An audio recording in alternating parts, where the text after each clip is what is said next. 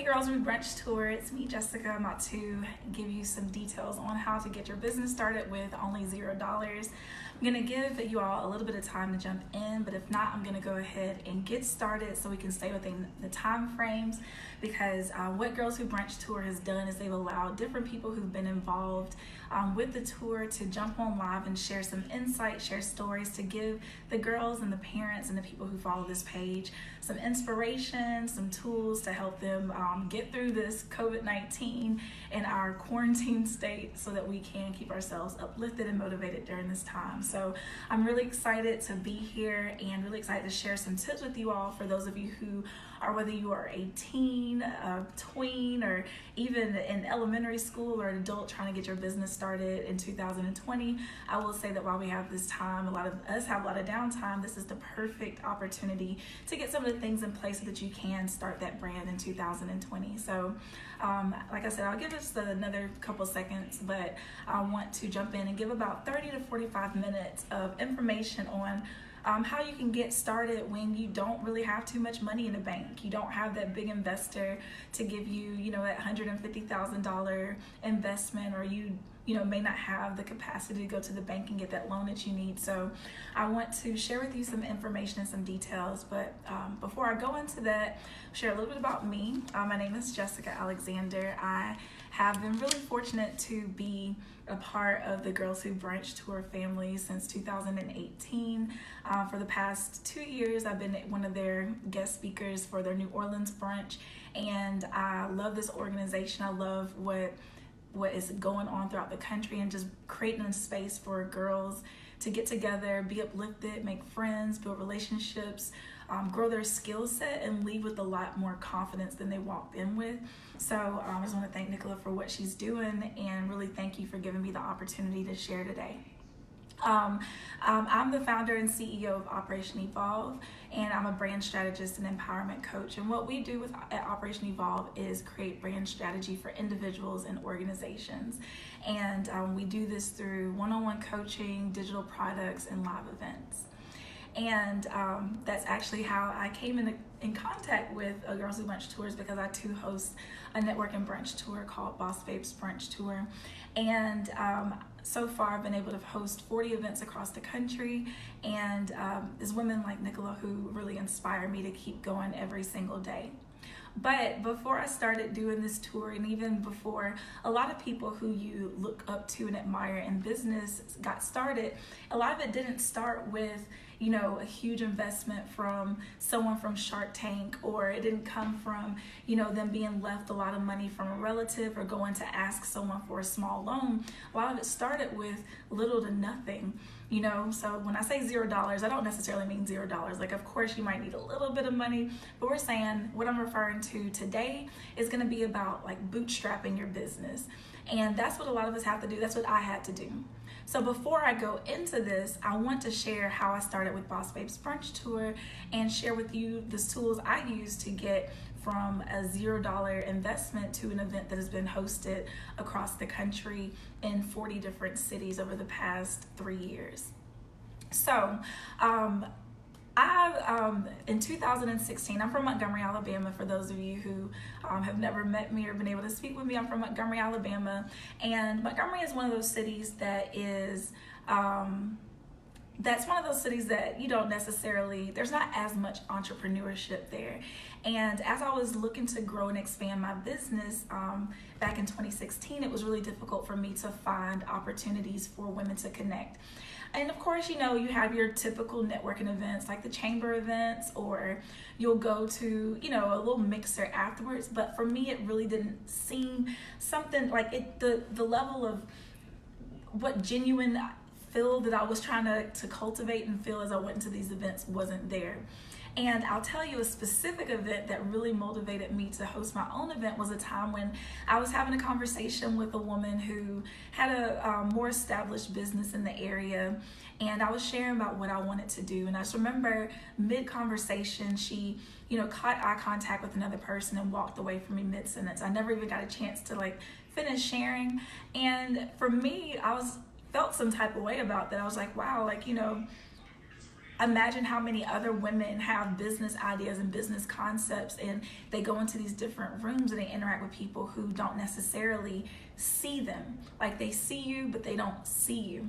And I wanted a space where people felt seen, felt important, and then on top of that, they had a place where they could learn and connect. And that's when I decided to start Boss Babes Brunch in 2016.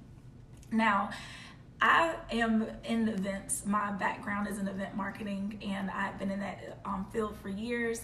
At the time when I started Boss Babes Brunch, I actually was the community program manager for AARP, and I managed a lot of their program events for tech and for caregiving. So I was used to hosting events. I was used to the entire process, but I'd never done anything completely for myself under my own brand, which, you know, a lot of people have that struggle doing this, where like, oh my gosh, no one knows me, you know, how am I even going to get the word out there?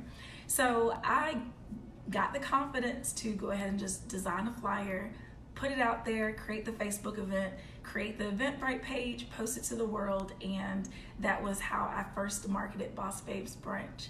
I remember I promoted it on the news station, and the day that the event came, we had 33 women show up, we had 4 vendors, and it was an incredible time. So great that I decided to host the event again in 6 months, and the attendance had doubled. And I hosted it again, and the attendance doubled again.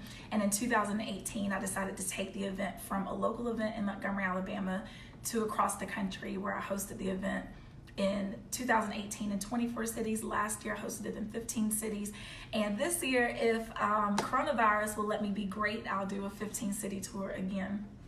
But I say all of that to say, I did that starting with $0, with the $0 budget. And for a lot of people who want to start businesses, it gets really intimidating because you think that you need to have this huge investment before you start.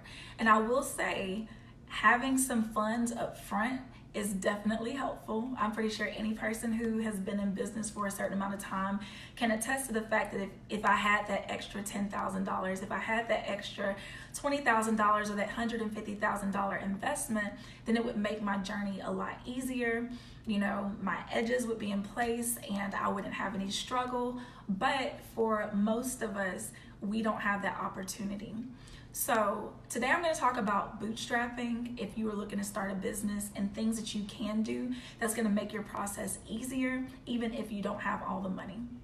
So basically, if you don't know what bootstrapping is, that's a term that's used for entrepreneurs who self-fund their own businesses. So they're not taking any outside investments, they're not taking any outside loans, they're using the money that they currently have, and a lot of times reinvesting any profits that they have back into their business.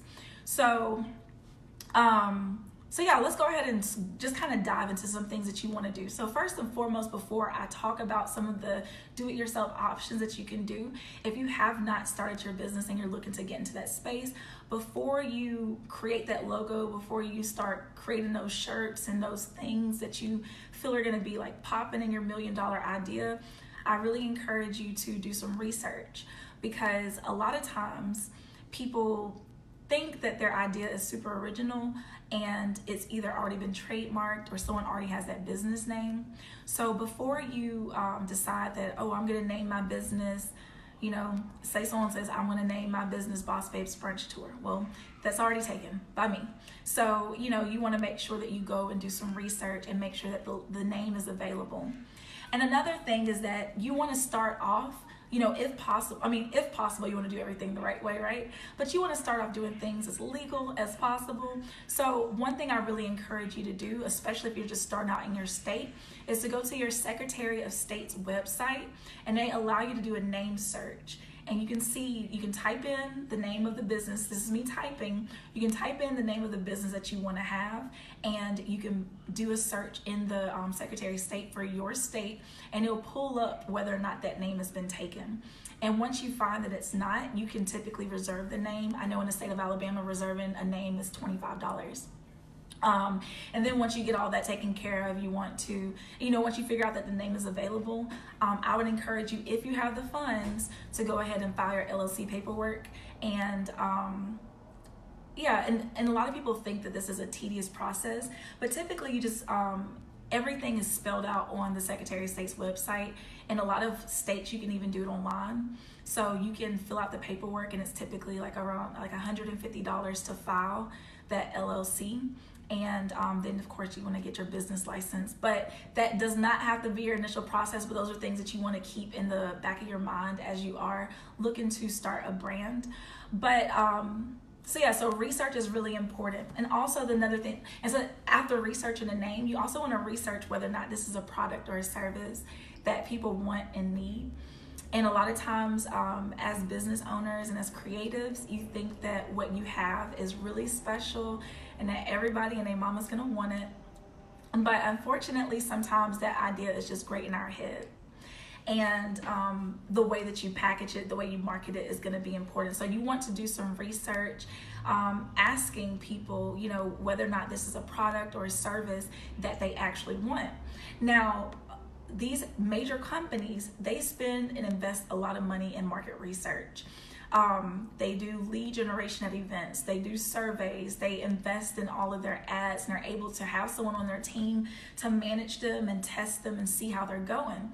And for you, if you're starting off by yourself, you don't necessarily have that, but that doesn't mean that you don't have to do it. So one thing I tell people who are starting out is that you might not have the same money that Nissan might have to invest in, a bunch of marketing campaigns and ads and events, but you can utilize a lot of the methods that they use. So when it comes to doing research for your brand, you can do this in several ways.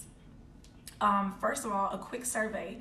Like we have SurveyMonkey, we have Google Forms. You can even post a survey on Facebook. So asking questions to people who you want to serve is going to help you create the products and services that are most important to them. So instead of me just saying, oh, well, I like headbands, so I'm gonna just make 1,000 headbands and hopefully I sell out and I'm gonna be rich. But unfortunately, headbands aren't in that season. People want scrunchies. Roll with me, guys. I don't know if anyone wants scrunchies for real, but let's just say people want scrunchies. It's a scrunchie year, but you have all these headbands, but people want scrunchies, and all you had to have done initially was ask a simple question. So I will say, before jumping too deep in, investing a lot of time and money creating these events, creating these products, becoming, a lash tech or becoming a person who vends hair, like ask questions to the people that you want to serve to make sure that you're not only giving them a product or service that they want, but even checking to see like how much money they'll pay for it, checking to see how often they use the product or service, so you can start doing some predictions on things. So research is extremely important. It's a misstep that a lot of people don't want to take because it's tedious, it's not sexy, it's not fun, like it's not glamorous. No one's posting their research efforts on Instagram. People want to see the glamorous website and the logo and the step and repeat and the pull-up banners. But doing the research is one of the most important parts of getting this business that you want to get launched. So now that we have that underway, I want to talk about some ways that you can market your business with a very small budget. And I'm also going to talk about how to utilize social media to grow your brand. And for those of you who don't have, $50 to invest in a graphic every single time that you need a flyer or a poster, give you some tools on how to use that. And then also for those who want to sell products and may not have the money for those initial orders, what you need to do. So it's going to be really simple because I don't want to overload with a bunch of information today, but I do think it's really important that if you are looking to grow a brand this year, that you consider these things. So as far as marketing your business, marketing is a very, very important part of the process, but people have to also understand that marketing is a four-step process. So it's your product, your price, promotion, and position. And I'll go over that really quick. So what is your product? And mainly, so your product, you need to figure out what your product or service is. The pricing, And all of these are tied together, so you need to figure out how you want to price it. And a lot of people think they can just slap a price on something that's going to be what it is, but of course you want to do research, you want to ask, and you want to also make sure that it's within market range. But most importantly, what I find is that a lot of new business owners, and this is something that I fell into the trap of doing, is underpricing your services because you think that you're new, or you think that, you know, no one will buy from you because you don't have the background, if you will, or maybe this is your first launch. So a lot of people underprice themselves because they think that that will attract more people. But I will tell you that the wrong price will attract the wrong crowd, and it will have you with a big headache. And we don't have time for that. Let me tell you really quickly. I remember when I first started, I do pageant coaching as well. I didn't share with this, but I'm a pageant girl through and through. I was Miss Black Alabama USA 2014. I'm Miss Natural Hair and Health Expo Beauty, and I also am a pageant coach. I'm a past director judge. But anyways, my first pageant clients, because I was so nervous, even though I knew I had the background, I knew I had the skill set, I knew I had the receipts, I was nervous about saying, like, you know, this is my rate. So like for my first pageant clients, I was only charging $25 an hour, you know, whereas my competition was charging upwards to $200 to $300 per session. But it was like I was selling myself for cheap because I didn't think that anyone would invest in that.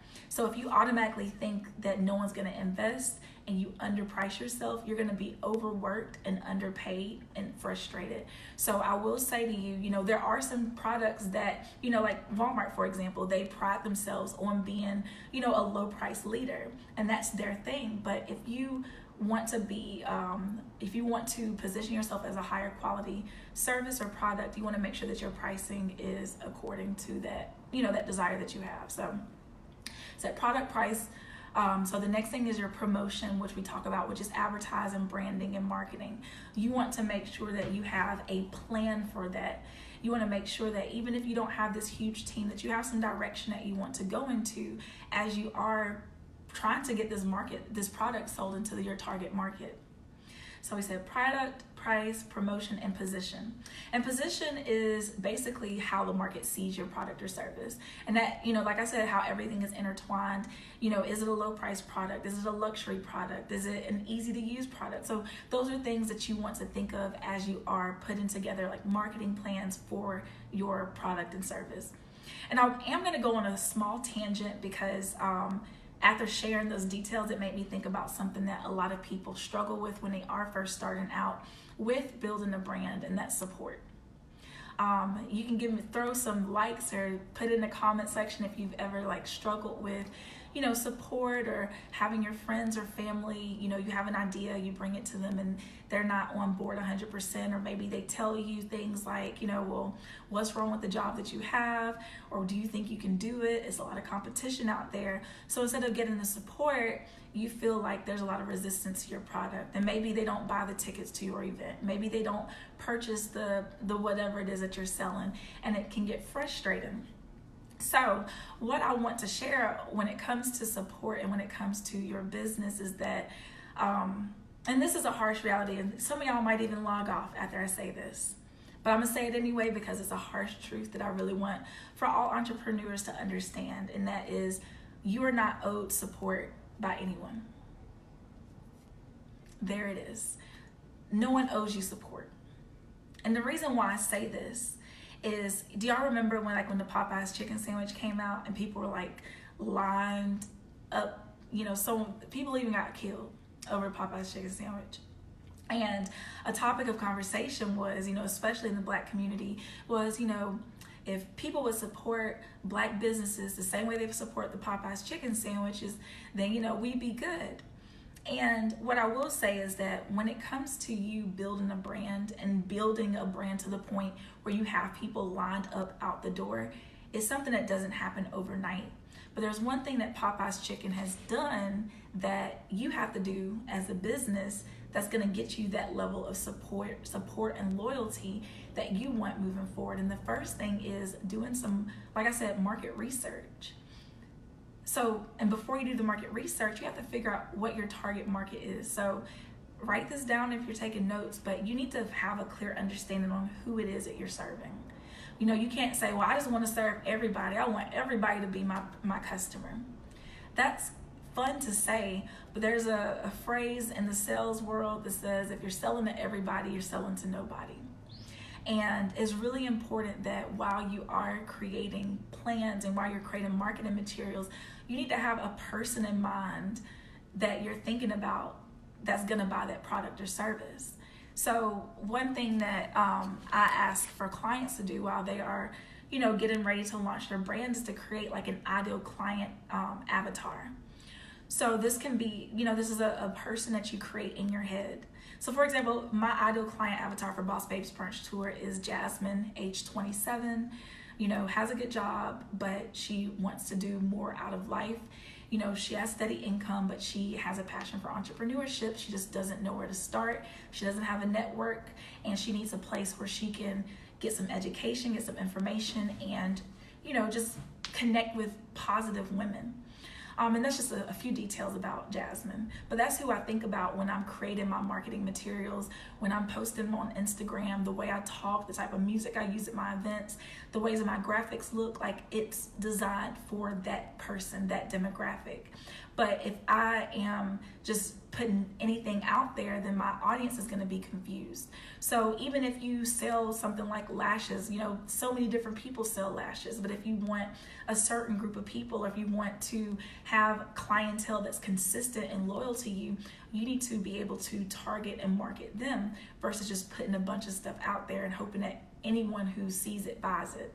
So if you can get clear on who it is that you want to serve, what they like, what they dislike, what, you know, what their hobbies are, what type of music they listen to, how much money they make, you know, are they single, are they married, do they have children, you know, are they introverts, are they extroverts? You know, I was about to say introverts. I had to stop myself. I had to at least let y'all know what was going on in my mind.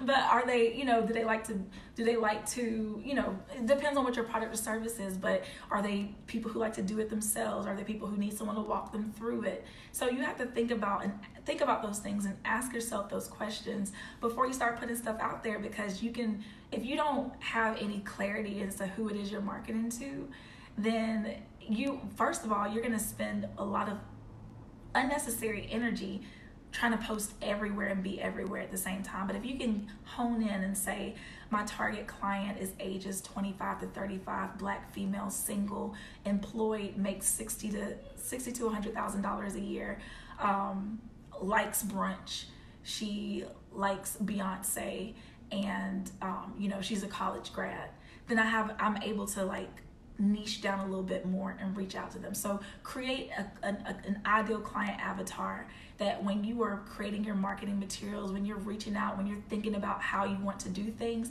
you think about him or her, or that family unit, or that type of university, or whoever it is that you're marketing to, okay? So support, like I said, no one necessarily owes you support. You have to figure out who your target market is, and you have to serve them. A lot of times the people who are in our current network may not be ideal clients for us, and we spend so much time and energy being upset because, you know, your auntie and them didn't share on Facebook, or someone didn't like your post, or somebody didn't, you know, go to your event or buy a ticket or buy your book.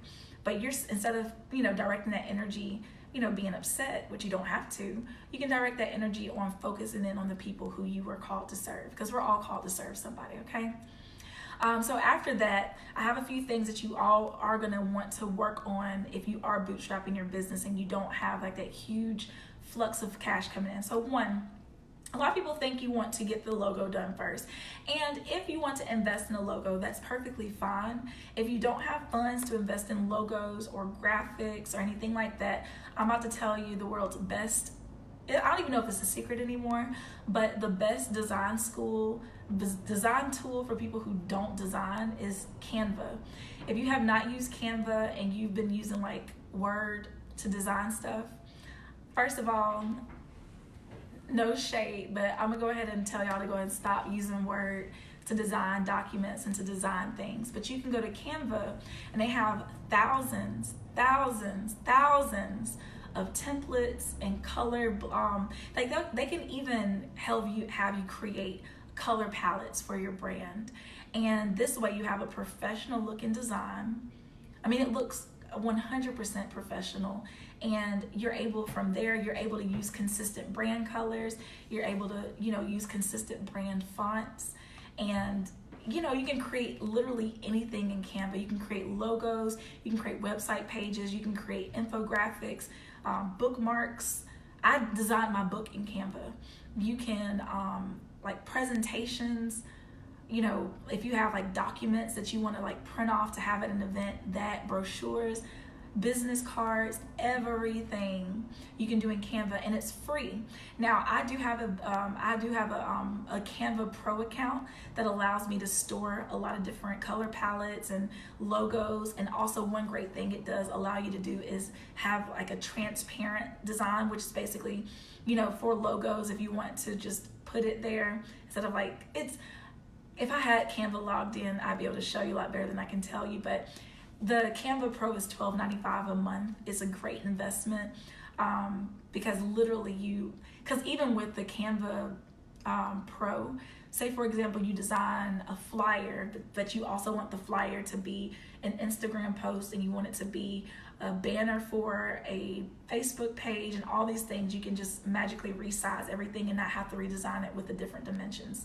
But I might have to do a whole Canva class another day, but canva.com, canva.com is an incredible resource that that definitely encourage those of you who, may not have, like I said, if you don't have that budget to hire a designer or to get graphics made every single week or every single month when you need them, canva.com is thebob.com, okay?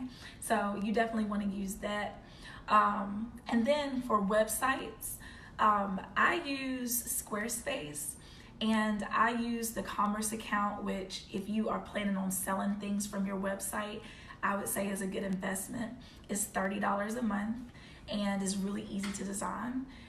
So if you sell products directly from your website, then this is a good investment. And if you're the type of person who doesn't mind doing some do-it-yourself activities, then the Squarespace is really good. And when you use the commerce account, you can link it to your Stripe account as well as your PayPal account. But if you are not ready for a full website and you're just like, well, I don't even want to start there, start with something simple like a Facebook page. So you can do a Facebook page that has all your business stuff on it, and that way you can at least start getting some traction. You can start adding people to the page, promoting your products there. And if you have a link that you use that you can send them to like pay for a product, then you can just use it from there. But if you don't have a website, or you don't know how to design a website, or you don't have the time to do it, I wouldn't say that that's an excuse to not have some type of online presence when you have Facebook for free, where you can create a page or a group to start getting people interested and aware about your product or service. So make sure that you have something. Like, it's 2020. I'm not trying to come across as harsh, but there's really no excuse not to have any type of online presence if you are wanting to sell products or services. So if you want to start with a Facebook page or a Facebook group, that's a start. But I would encourage you to go to Squarespace. That's my favorite. I've tried Wix and WordPress. I wasn't a fan. So check those out. And Squarespace does give you a 14-day free trial. So if you want to just go in and like dibble dabble and see how it goes, then you can do it. And another great thing about going through Squarespace is that they'll also give you the option to link to Google Suite. So you'll get like a free domain and a free email for a year. So that's a really great thing too if you decide to go through Squarespace. Which is another thing that I want to go ahead and throw out there, is that if you are getting started and you are wanting to be, come across a little more professional, I would encourage also, if you have a domain, go ahead and grab the email address also. Especially if, because I think that once you start doing like email lists and stuff like that, it's a little more difficult to send out information through some of the mass emails if you don't have the @your domain name. So like mine is Operation Evolve. So my email address is jessica.alexander@operationevolve.com. I have an info. I have for once my interns come on board, they have a page as well. So getting that email address instead of using like your name And even if you decide that, okay, well, maybe I don't want to invest in the email address right now, and you want to have the name of your business. So before I got mine, I had bossbabesbrunch@gmail.com, at operationevolve@gmail.com. So there's nothing wrong with that. But eventually, if you want to switch over to having it with your domain, it definitely is a better look. Instead of it being like, JessicaAlexander30@gmail.com. So just, a suggestion for y'all who are, because if you do get the G Suite from Google, if you just go and get the email address and the domain, I think the email address is $5 a month. And, that's not too bad. So check that out. So we went over support, social media, website. Now this is the last thing I want to hit on, because I don't want to I've got plenty of content, but I just want to keep it as concise as possible today. And if fortunate enough, I might be able to come on another time, who knows, and give y'all some more tips. But this is another thing, and it's the last thing. A lot of people are concerned about product. And, what if I want to sell shirts and I don't have enough money to get, a box of 100 shirts? Or if I don't, for me, I'm an author, I don't want 1,000 books on hand. I don't want 1,000 shirts on hand. So one great thing about products today, and this is the great thing about the internet, and that's why I really encourage y'all to do some research before you decide that, I can't do this business because I don't have any money. I don't have this. I can't do it. I've never done it before. 2020 and technology is so lit because there's so much you can do without having to put a bunch of money up front. Like I shared with you how you can do these designs. You can even design t-shirts in Canva. So the website I gave you, canva.com, canva.com, you can literally design so much in there. So say for example, you design shirts and you just don't have the upfront capital to pay a designer, to pay someone to do all the stuff for the shirts. Do you know that there are so many sites out there that do like on-demand printing? And with all these on-demand services, that means that basically what you have to do is just order as much as you need. So while you're doing that, what you can do to generate a little bit of income to get you to place the initial order is do things like pre-orders. So if you're just like, well, I don't have any money, I can't invest all this money right now, I will definitely suggest doing pre-orders for your initial set of products. Now this is a little different for services, because if you're going to deliver a service, you just have to, if they pay you, you got to do it. You can't be like, I'm going to hold on to this for a little bit. If you do a service, like for me, I do business coaching, I do digital products. So like if someone pays me, I'm going to be there and I'm going to do what I'm being paid to do. But for example, if someone wants to order a book from me, the moment that they order it, unless they order the Kindle version, they are going to have to wait for either Amazon or for me to ship the book. So the money comes to me. So if I didn't have any money to ship, now I have that order in and I have the book on hand, so I can ship it to the consumer. Same thing goes for you. Let's say you make shea butter, you make lipstick, or sell earrings or whatever. If you know that you need to place an order, to start doing pre-orders, So if you know that you want to launch a t-shirt campaign and it's going to launch in 3 weeks, but you need to raise a certain amount of dollars, and just say, I'm taking pre-orders on this. And once you hit your goal, then you can start distributing your shirts out. But now you've raised the money to go ahead and be able to fund your first order. When it comes to bootstrapping a business, your motto needs to be, when there's a will, there's a way. And you have to be like, in this time, especially nowadays that we've got, COVID-19 is really taking a hit on a lot of businesses, especially a lot of small businesses. The name of the game for entrepreneurship, and especially for bootstrappers, is first resilience, but when there's a will, there's a way. Like, I'm gonna make this happen regardless. So don't be afraid while you're starting your business to explore some other options instead of thinking there's only one way to do things. When I decided to start Boss Babes Brunch Tour, and then also, before I go into this tangent about Boss Babes Brunch Tour, I always go into everything knowing that there's room for improvement. When I wrote and published my first book by myself. I had never written a book before, and honestly never considered myself a writer, because I grew up being a musician, and I stayed away from creative writing classes, but I had a book in my heart that I just wanted to write. And when I went into the book writing process, one thing I said to myself was that this is my first project. I know it's not going to be on the New York Times bestseller list, but I want to at least get the first one done. And there's a phrase as a business owner that you need to embrace, and it's done is better than perfect.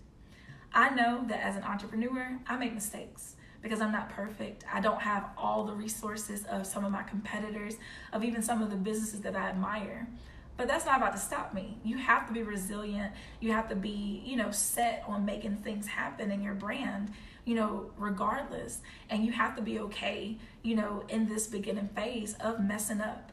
You have to be okay with somebody side-eyeing you or probably even talking about you for things not being exactly the way that, people envision. Because I can, one of my toughest lessons even doing Boss Babes Brunch Tour was, some people might be disappointed because there might have been some things that fell short. And of course, as a business owner, you don't use it as a crutch. You take accountability for your stuff and you move forward accordingly, but don't get so overwhelmed with feeling like you have to be perfect and feeling like everything has to fall into place and feeling like you have to sound a certain way, look a certain way, be a certain way in order to be a success story, because success stories come in all different shapes, sizes, packages, and I am committed to being a success story, and the level of resilience I have is not going to allow me to let simple mistakes stop me from moving forward. So I'm going to wrap this up in a little bit, but I want to just encourage you all who are looking to start businesses is to understand that it's not going to be perfect. But there are things that you can do that's going to help you, lessen the amount of mistakes that you make. So, while you're out there trying to get things going, invest in yourself in some shape or form. So find yourself a mentor. If okay, I really want to do this, but I don't know where to start. No one in my family has ever started a business, and I just really want some support. These are some 4 people that you need to have in your corner while you are getting your business started from zero. The first is an accountability partner. Now, accountability partner is someone that you can share your goals with, share some of the things that you're working on during that week, and you'll either have weekly, bi-weekly, or even monthly calls to follow up with one another to make sure that you're staying on track and that you're doing the things that you said you were going to do. My accountability partner is one of my friends. She lives out in LA. We talk once a week. We go over our goals. We check and see, how we reached them. If we haven't reached them, we discuss what happened and we find ways to move forward. But it's like the scripture says, iron sharpens iron. So you need to have that accountability partner that's going to be like, listen, sis, you told me that you were going to sell X amount of ads this week and you told me you sold one. What's going on? So your accountability partner needs to be someone that you trust with checking you in a loving way. So if you are sensitive to someone like calling you out, then you kind of need to leave that at the door. But your accountability partner needs to be that type of person who can encourage you, but also call you out when you are slacking. You feel me? The second person that you want to have, I call it a business bestie. My homegirl TJ is my business bestie. We bounce ideas off of one another. And it's kind of similar to an accountability partner. Sometimes they can be the same person, but I have mine separate. So TJ, she's like one of my really great friends. She lives out in Atlanta, and we just bounce ideas off of each other's head. We share resources. We just encourage one another, and we just, we're there for each other because we're both entrepreneurs. We're both trying to do the dang thing, and we just need that support. So if I'm having a rough day or I'm having an issue getting through to a client, or if I need some advice, then I hit her up like, hey girl, such and such is ignoring my calls again. What should I do? So that business bestie is essential. A mentor, like I said earlier, a mentor is someone who's already done what you're trying to do. And a mentor is very different from a coach. So a mentor is someone who typically, now there are some mentors who do charge, it just depends on how you go through it, but typically a mentor is someone that you meet with every now and then. And a great place to find a mentor, if you do not have anyone in your circle, is Score Mentors. I do not know their website. I think it's score.org. You can just type it into Google, but Score. I got an incredible mentor from Score last year. And he was just a temporary mentor because, it was great for the time being, but he was absolutely incredible. It was like the support that I needed. So sometimes you just need someone to talk through ideas with you. Now, I will tell you that when you do go through SCORE and just any typical mentor, a mentor offers support and guidance. So guidance versus coaching. So I do want that to be clear. So like there's some people, when you do have a mentor, they're going to guide you through the process. They're not going to tell you step by step what you need to do.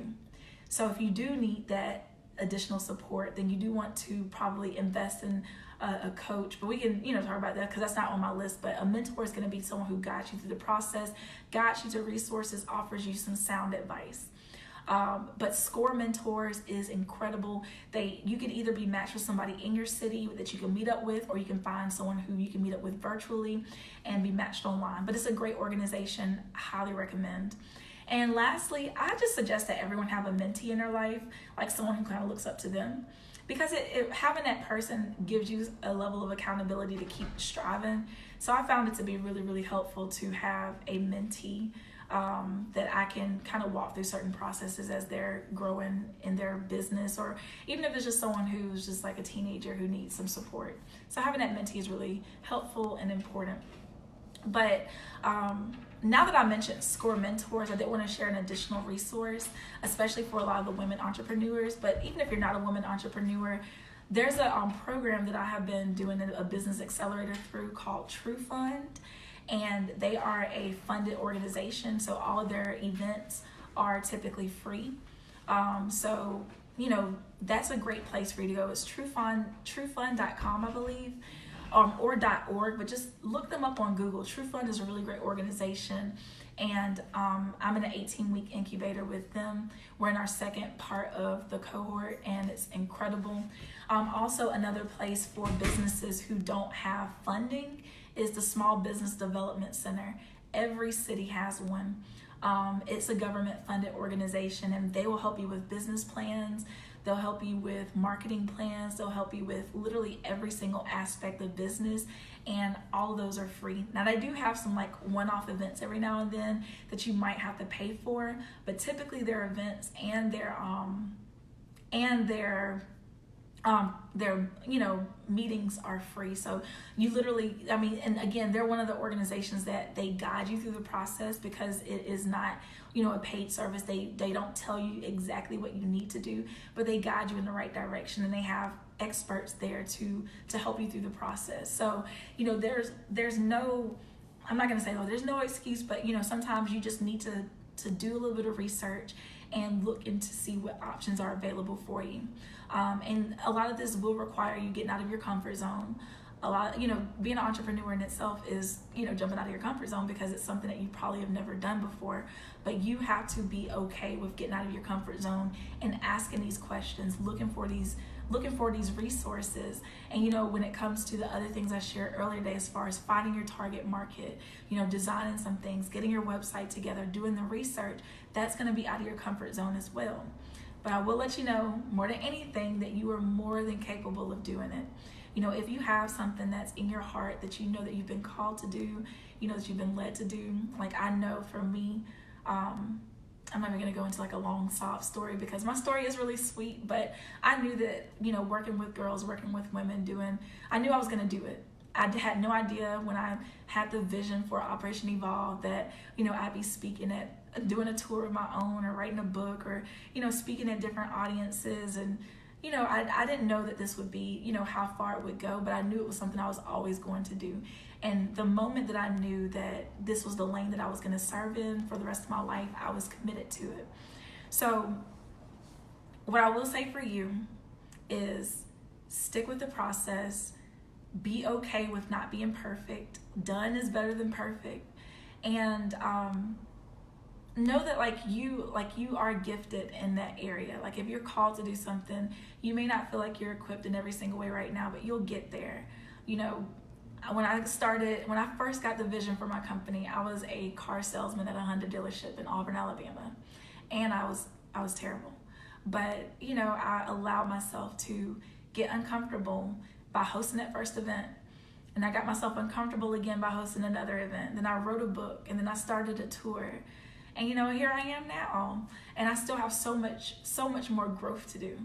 You know, I've got plans to be in Forbes, y'all. So like, I know I have a lot of work that I want to do, but I want to encourage y'all today who might be at step, you know, you're at ground zero of starting your brand, is that be patient, take your time, do research, and, you know, be resourceful, because there are plenty of resources out there for people who may not have the funds to get started. You may not be Shark Tank ready right now, but you've got what it takes. Like, if you don't hear anything, just know that you have what it takes to launch the business that you want to launch. But I do want to leave with just a few resources that you can check out. I shared with you Small Business Development Center, Score Mentors, True Fund, but also just some resources that y'all can even start listening to today. One of my favorite podcasts is How I Built This with Guy Raz. It's an NPR podcast, and I love like podcasts. I listen to them all the time, but literally you'll be so inspired just listening to the stories of all of these, you know, huge companies, and how most of them started with no money. Like, most of these companies didn't start with getting, you know, they didn't start with a $2.5 billion valuation. They started with $0. They started with getting laughed at. They started with not getting support, but they kept going. So I love that podcast, How I Built This. Also, another show to watch that I really like is Shark Tank. It comes on ABC. I'm pretty sure if you have cable, or just even, you can even go on YouTube and watch episodes of Shark Tank. But you can, you know, look it up, go to abc.com, look at some of the reruns, and you'll hear these stories of how these businesses started. A lot of them started with $0. And just continue to read. I would love, you know, if you wanted to get a book, the name of my book is Boss Up, Pursue Your Purpose with Confidence, and it really does outline some great steps as to how you can grow your brand and get everything going. And that's, you know, that's available online on Amazon. But just really, like, as you are going throughout this process and trying to get things figured out, is set a plan in place. You know, give yourself some hard timelines. You know, get connected with people who want to push you to win. So like I told you, that group of people that you want to have, your accountability partner, mentor, business bestie, and a mentee, get those people around you. Use the resources, but don't think that because you don't have anything that's a reason to not move forward. There's a lot of resources out there online. All you have to do is take a step forward. So I'm going to leave with one of my favorite quotes, because it's my quote, and it's in the beginning of chapter 7 of my book, and that is, you don't have to know every step, you just have to take one. So that's my encouragement for y'all today. So I hope that this was really, really helpful for those of you who are looking to get those businesses started. I'm definitely here if you all have any questions. If you need a list of the resources, what I'll do is later on this afternoon, I'll type everything up and provide links, and I'll put it in the I'll either put it in this live, or I'll just put it on the page if that's okay. I'll make sure I get approval first, but I'll put those links to those resources so that you can check those out, because they have been so helpful for me, and I have to make sure I share the good news. But if y'all have any questions, I'm gonna give it a minute for anyone to throw anything in the comments, but if not, I am very, very grateful for the opportunity to share with y'all today. And again, thank you, Nicola, for what you're doing with Girls Who Brunch Tour, and just, you know, again, congratulations on all of the accolades and recognition that you've been getting this year, because you are really, really making a huge impact across the nation. And I know that there are thousands of girls out there whose lives have been positively impacted because of your obedience to your purpose, and is extremely admirable. And I'm definitely inspired by what you do, and just, again, grateful to be a part of Girls Who Brunch Tour. Like, if you try to get rid of me, it's not gonna happen. I'm gonna pop up at one of the Girls Who Brunch Tour in 2020 also. So if there are any questions, I will say, again, I'll put those resources in later on this afternoon. But thank y'all so much for tuning in, and I hope y'all stay safe out there. We're gonna get through COVID-19, and we're gonna come out better than ever. So I hope that y'all have a great day, and I will be back. I'll talk to y'all soon. Bye.